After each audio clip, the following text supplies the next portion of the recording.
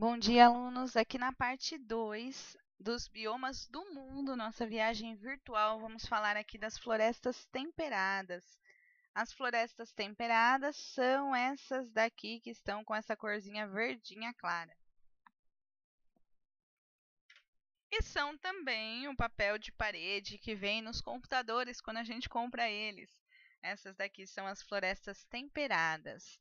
Então, o que elas têm de característica? Obviamente, elas ficam num clima temperado, nas áreas dos Estados Unidos, Europa, Ásia e América do Sul.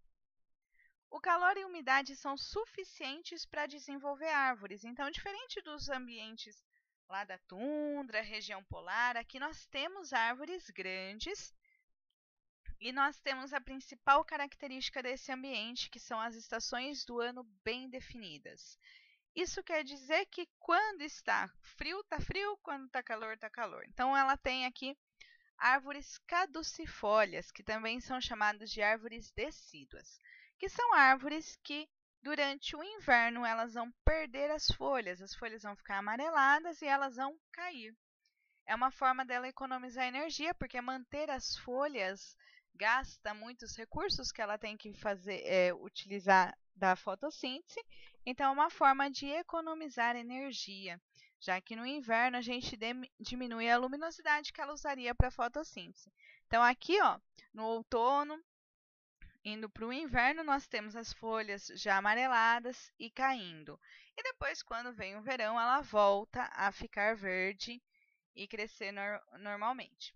Árvores comuns nessa região: carvalho, nogueira e faia.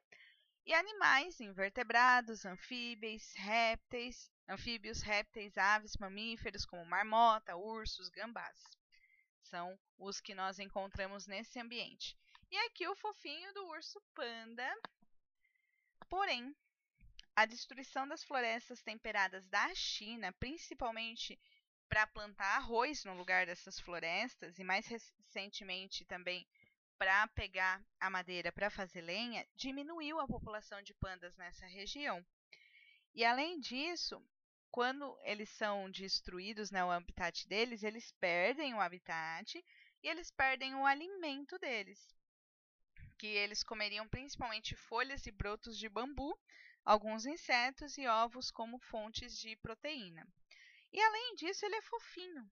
E aí muitos caçadores acabam matando o panda por causa do interesse na pele dele. Então isso também diminuiu muito a população de pandas. Como eles estavam correndo grandes riscos, o governo chinês tomou algumas medidas para preservar os pandas, investindo na preservação da floresta, na criação de áreas para que os pandas vivam e aprovações de leis contra a caça. E daí a população dele diminuiu os danos que elas estavam sofrendo. Vamos falar agora das florestas tropicais, que são essas verdes aqui mais escurinhas. As florestas tropicais estão na região equatorial, né? Olha aqui o Equador, região equatorial do nosso planeta, na América Central, no norte da América do Sul, em partes leste e oeste da África Central, no sul da Ásia, nas ilhas do Pacífico e no nordeste da Austrália. Quanto lugar que temos floresta tropical. É uma região de clima quente, a média de temperatura dela é 27 graus e é um lugar úmido, com muita chuva o ano todo. É uma região, então, de grandes árvores. A gente tem bastante quantidade de luz, bastante quantidade de água, fotossíntese acontece. E as árvores grandes. As árvores estão sempre com as folhas verdes o ano todo, então, diferente da floresta que a gente estava vendo temperada, aqui as folhas verdes são o ano todo. E são conhecidas como árvores latifoliadas, as folhas são largas. O que é importante porque a folha é o local de absorção da energia da luz solar para fazer fotossíntese. Então, quanto mais larga a folha, mais áreas para absorver a luz solar, para mais energia para fazer a fotossíntese. E é uma floresta que tem grande parte da biodiversidade mundial. A gente tem muitas espécies de vários tipos aqui na floresta tropical. E aí é que eu vou dar um exemplo para vocês. O epifitismo, pessoal, uma relação que acontece dentro dessa floresta, O epifitismo é quando uma espécie usa a outra de suporte para conseguir ter mais acesso à luz. Essa daqui é a orquídea. A orquídea, ela é pequenininha e se ela ficasse embaixo de uma floresta, aqui no chão, mesmo num dia muito ensolarado, essa foto aqui era um dia muito ensolarado, estava muito quente, mas mesmo assim a luz solar não atinge a parte de baixo da floresta com grande intensidade, porque o dossel das árvores fecha e bloqueia essa radiação. E aí, se as orquídeas ficassem aqui, elas teriam pouca luz para fazer fotossíntese, aí elas teriam pouca fotossíntese. Então, elas acabam crescendo em cima de árvores grandes. Elas usam essas árvores como suporte, elas não prejudicam a árvore grande, mas elas têm mais acesso à luz e à fotossíntese. Como que elas foram parar ali? Um passarinho que derrubou uma semente, daí tinha um buraquinho no caule, juntou água, nutrientes, ela conseguiu se desenvolver no ambiente. Exemplo de floresta tropical é a Amazônia, que é a maior floresta tropical do mundo. Nós vamos falar quando falarmos do Brasil, aqui a imagem, né, desse tapete verde, o rio Amazonas aí, com grande disponibilidade de água. Animais presentes nessas florestas são muitos, uma grande biodiversidade, macacos, pássaros, lagartos, serpentes, insetos dos mais variados tipos. Então aqui, né, os primatas, a arara azul, é o cenário do Blue lá do Rio, do filme Rio. E ameaças a essa floresta inclui o desmatamento, que gera grandes alterações climáticas. E aí nós podemos dizer isso porque a quantidade de água devolvida à atmosfera pela transpiração das plantas é muito importante para a manutenção do clima. Então vamos entender isso. Nós temos aqui na floresta tropical, vamos imaginar a Amazônia, muitas árvores. E aí elas transpiram, é como se elas suassem. E aí essas gotinhas de água, esse vapor de água, ele vai para a atmosfera. E aí ele sobe na atmosfera, lá em cima está mais frio e ele vai voltar a ser gotinhas. O vento vai transportar essas gotinhas pelos lugares. Então, essas gotinhas de água, elas vão caminhar pelo vento, que é o que a gente chama de rios voadores. É como se em cima da nossa cabeça tivesse um monte de água caminhando aí na forma de rio. Quando tem muita água, ela forma lá a nuvem, fica muito densa e ela cai e vira uma chuva. Então, o que acontece na Amazônia? Esse rio voador está acontecendo ali, e quando ele encontra os Andes, é uma barreira. E aí uma parte dela não passa dos Andes e chove. E aí a outra parte que vem aqui para nossa região traz chuva. Se a gente tirar a floresta amazônica de lá, esse rio voador não se forma. E aí o lugar que ele chega levando a chuva não vai receber a chuva. E aí a gente vai ter falta de chuva, um clima semiárido. Com falta de chuva nós vamos ter todas as alterações que ocorrem pela falta de água.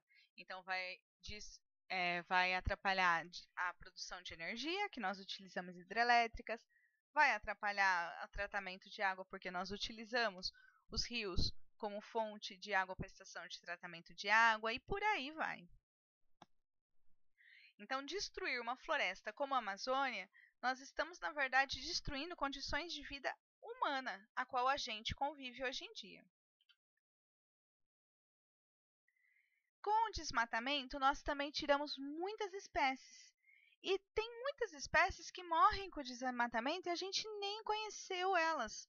E essas espécies, muitas vezes, elas possuem substâncias que a gente pode utilizar para fazer remédio, para fazer medicamento em laboratório. Então, muitas vezes, quando a gente desmata, a gente está tirando, na verdade, a chance da gente achar cura para doenças no futuro. Porque a gente tirou a variação de lugares onde a gente pode buscar essa inspiração. Pessoal, se você caminhar por uma floresta, por uma farmácia, a maioria dos remédios que estão ali, ou eles vieram de compostos de animais ou de plantas. A gente não inventa esse remédio do nada. A gente muitas vezes usa a natureza de inspiração. Destruindo a biodiversidade, nós tiramos essa inspiração. E aí a gente não tem de onde tirar os medicamentos. nós diminuímos a variabilidade genética da população, e aí populações com poucas diferenças genéticas entre si podem sofrer extinções, porque o mínimo de alteração ambiental que aconteça para ela, ela não sobrevive e morre.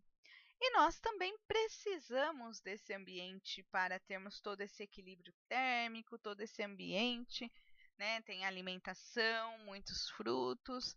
Então, nós vamos indiretamente e diretamente prejudicar a vida humana ao destruir as florestas, como a gente tem visto ultimamente na mídia. E aí, aqui imagens, muitas vezes a gente pega essas imagens via satélite da indústria madeireira, retirando grandes quantidades de árvores para destinar isso para fazer móveis. Queimadas que são feitas de maneira proposital, porque daí eles queimam a floresta e eles falam: nossa, mas já que queimou mesmo, abriu um espaço aí, vamos criar boi para vender na agropecuária, vamos fazer plantação para a gente vender o resultado dessa plantação para alimentação. Então, muitas vezes esses incêndios criminosos são para abrir espaço para a produção de atividades economicamente viáveis para uma pessoa de interesse aí na região. Então, pessoal, é por isso que veja só o custo. Para a pessoa ter lucro vendendo carne, vendendo alimento, ela destrói o ambiente, o qual vai alterar o nosso clima, a disponibilidade de água, a possibilidade de encontrarmos medicamentos, a diminuição da variabilidade, podendo causar a extinção de muitas espécies, só para que essa pessoa tenha lucro. Vamos pensar de novo no que está acontecendo no nosso planeta e rever um pouco as atitudes humanas. E daí no próximo vídeo falaremos de desertos. Obrigada e até a próxima!